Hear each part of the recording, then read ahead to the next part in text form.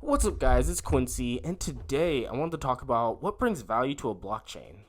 And I guess sort of the technical term for this is what justifies the price of any given token.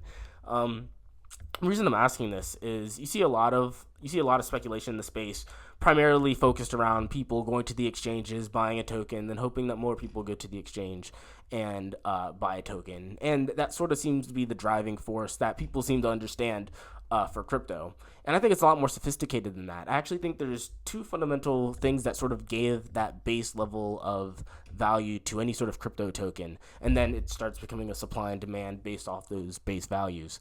The first one is paying network fees and being able to have a certain amount of fuel to be able to execute those network fees. Now, regardless if those fees are big or small, this is just the base level of crypto that you would need just to make an execution on that network, or the base level of crypto you need to be able to execute smart contracts and complex computational functions on a network. And the more computational heavy the function is, the more gas you're going to need to execute the smart contract, at least for EVM networks. So just to be able to run a DApp, an app, a smart contract, anything on the network, you need to hold some form of fuel. So we've got that basic thing. You need to make execution on the network with the fuel of the native token. The second thing is, now that you have a native means of being able to move, let's just call it fuel. People like to call it cryptocurrency, but I want to keep it simple. Let's call it fuel. And this fuel has some sort of abstract value to it, typically because in order for people to acquire more of that fuel to execute the network, they usually have to buy it from somebody, or usually give up some form of resource to do so. And what ends up happening is there's a base level value attributed to the token when an exchange made. So if I had 100 of network A tokens and I sold you 100 of those for $1 just so you can use network A, well, by de facto, all of those tokens are now worth a penny.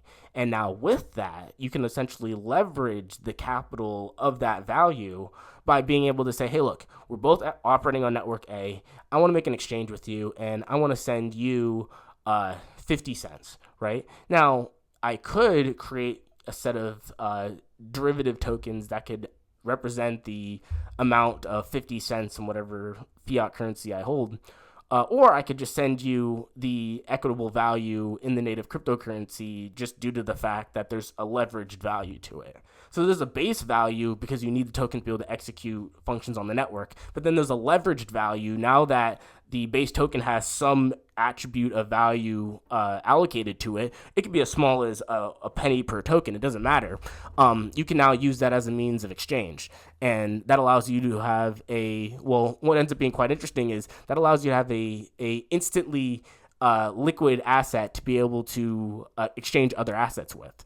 So what ends up happening is, first we have the network execution. You need so much of the native token to make executions on the network. To send crypto, to execute dApps, execute smart contracts, you need so much of the base token.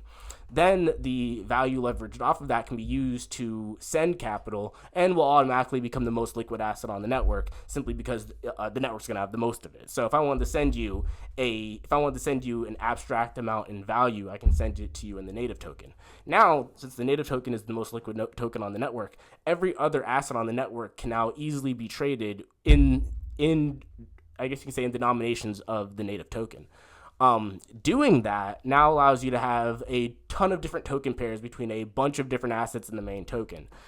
This allows you to have easy liquidity to go from asset A back into the middle token into asset B for any other token on the network. And you can participate with anyone on the network simply based on the fact that it's occupying through the internet.